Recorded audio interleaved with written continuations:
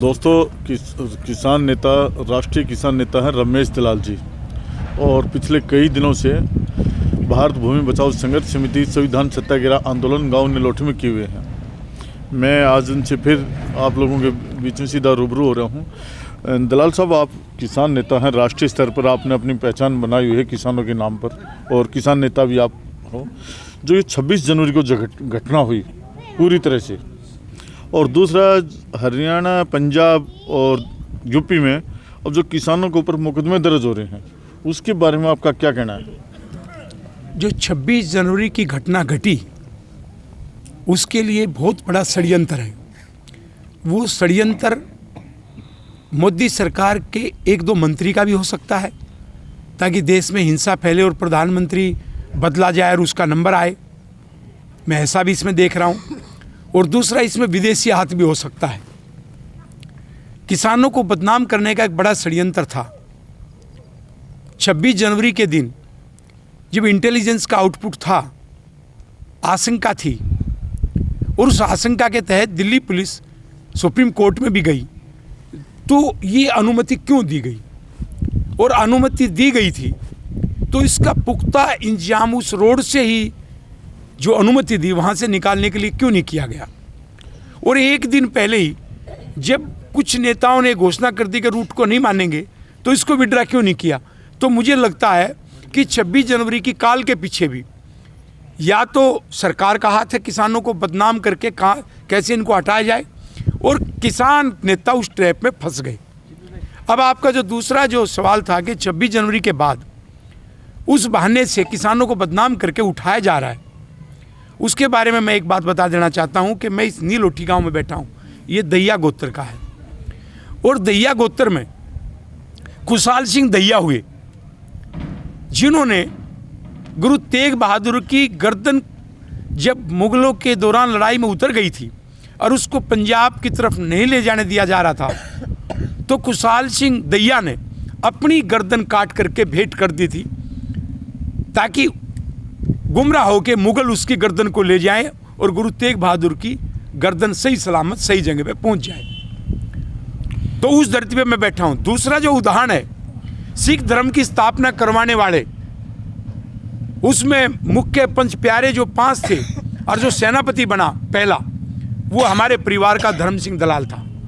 तो जो आसपास में, मैं जाट बिरादरी की अकेले बात नहीं कर रहा हूं, क्योंकि पंच प्यारों में गुज्जर भी थे, सभी थे, कृषक जातियाँ थी, और पंजाबी भाई भी थे, वो भी कृषक हैं। तो आसपास में ये 2 गोत्र जो शक्तिशाली यहाँ बॉर्डर पर बैठे हैं। मैं एक बात सरकार को कह देना चाहता हूँ, यदि कोई दोषी पाए, सबूत मिले जांच के बाद, ठीक है, कानून अपना काम करेगा, लेकिन आप बल का प्रयोग करके और यदि किसानों को बॉर्डर से उठाएंगे, तो रमेश दलाल ने आपको दोनों उदाहरण दे दिए।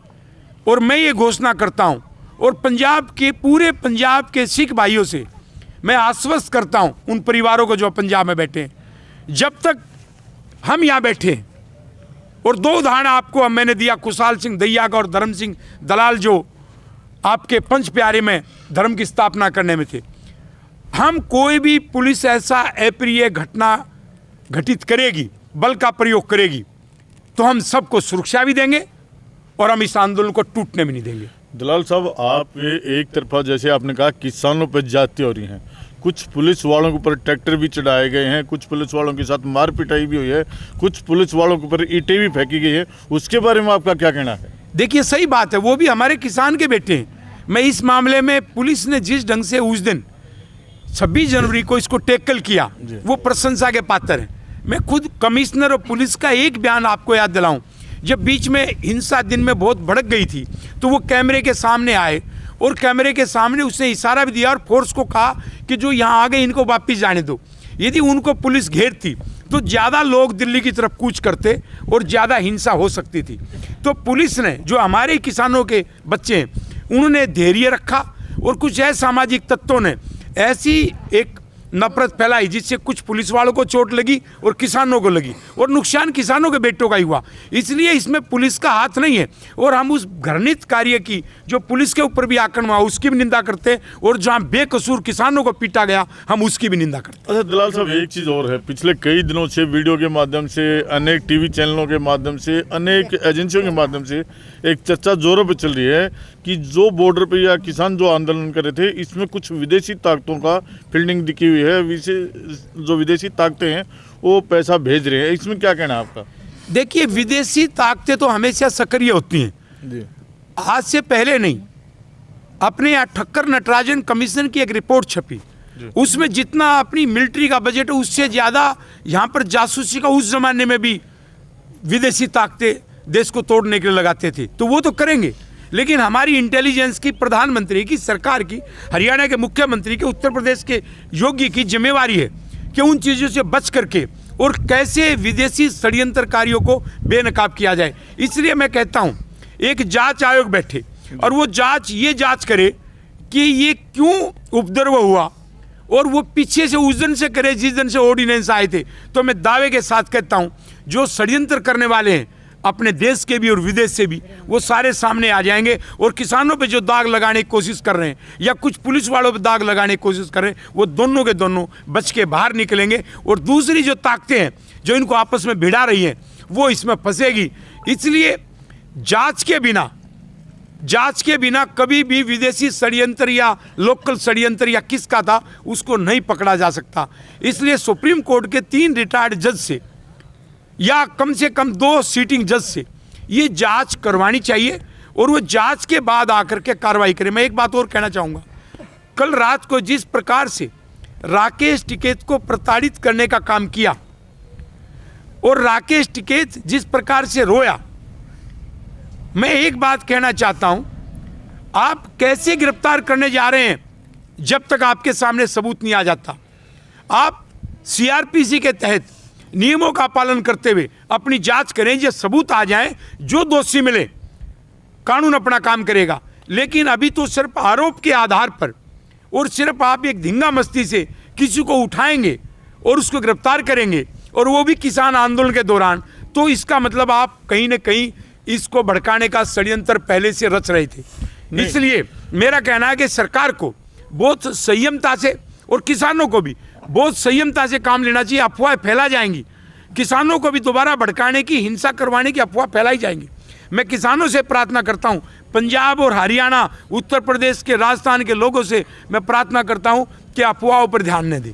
नहीं, अगर सरकार कोई जांच कर रही है या कोई पूछताछ कर रही है, क्या किसान नेताओं ने पूछताछ में शामिल नहीं होना चाहिए? नहीं, उसके लिए मैं विरोध नहीं कर रहा हूँ, पूछताछ करना कि उनके ऊपर आरोप है कि भी ने भड़काने का प्रयास हम किया है। उस बात के ऊपर नहीं कह रहे हैं। पूछताछ तो यदि कल को मेरा कसूर मिले और प्रधानमंत्री का मिले, मैंने तो एक भूमिका नरसिंह राव पर मुकदमा दर्ज करवाने का जो प्रधानमंत्री था वो देश में निभाई हुई है।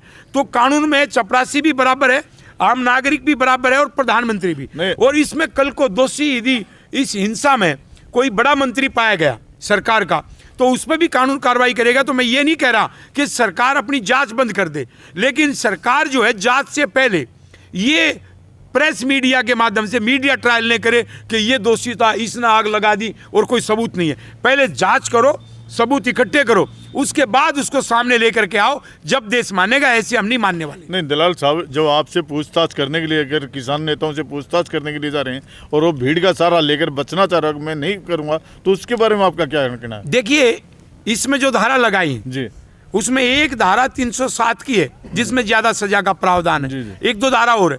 नहीं तो ये आंदोलन का एक विषय है, और आंदोलन के विषय में बाकी जो फालतू में धारा लगाई हुई है डराने के लिए, उनको छोड़ दिया जाए तो 7 साल से कम सजा का मामला है। और उसमें एक सुप्रीम कोर्ट की जजमेंट बहुत क्लियर है कि ऐसे मामले में जब आपको ये नहीं लग रहा है कि कोई सबूत नष्ट कर रहा है, और सबूत नष्ट हो भी नहीं रहे, वो खुद ही कह रहे हमने 200 सबूत, वीडियो क्लिप आ गई, तो उसमें आप जांच करो, गिरफ्तार मत करो।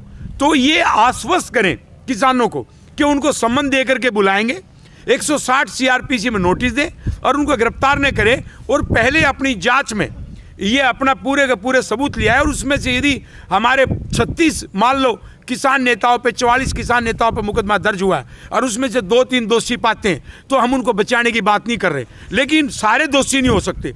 आपने तो जितने भी आंदोलन कर रहे थे वो उन पे सब पे ही आप तो कह रहे इनको गिरफ्तार करो, और सबसे पहला हाथ आपने किस पे डाला? मैं जो यहाँ आंदोलन यहाँ भी कर रहा हूँ, वो भारत भूमि बचाओ संघर्ष समिति, जो किसानों के मुआवजे की लड़ाई लड़ रहा हूँ, जमीन अधिग्रहण के खिलाफ लड़ रहा हूँ, और 4 प्रांतों के लोग बैठे हैं, तो सबने किसने समर्थन कर रखा है?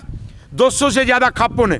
आपने एक खाप का जो अध्यक्ष है, और वही भारतीय किसान यूनियन का अध्यक्ष नरेश टिकैत, उसके छोटे भाई राकेश टिकैत जो BKU का प्रवक्ता है, सबसे पहले उस पर हाथ डाल के आपने सबसे पहले सभी जितने भी लोग सो रहे थे उनको दोबारा जगा दिया, और हमें दुख हुआ, और रात को ही सब जो जहाँ था वो निकल पड़ा। तो इसलिए मैं एक बात कहता हूँ कि राकेश टिकैत मेरा छोटा भाई, राकेश टिकैत के कोई सबूत सामने लेके आओगे तो राकेश टिकैत ने खुद जांच का स्वागत किया है, लेकिन बिना जांच किए आप फंसाने का काम करेंगे तो हम चुप नहीं बैठे। नहीं, राकेश टिकैत जी पे जो आरोप सरकार लगा रही है कि उन्होंने कहा कि डंडे लेकर आना, इस तरह जो इनकी वीडियो वायरल हुई है डंडे लेकर आना, हालांकि उन्होंने कहा कि डंडे अपने झंडे के लिए। देखिए डंडा लेके आना वो किसान कुत्ते से, किसान सांप से, किसान जंगली जानवर से दलाल साहब वो अपनी रक्षा करता है। नहीं, वो डंडा हमारा किसान का एक प्रतीक चिन्ह है, जैसे हुक्का हमारे हरियाणा का है ऐसे ही लठ हमारा है। तो एक बात मैं बताऊं, क्या बिना लठ के आप झंडा टांग लेंगे?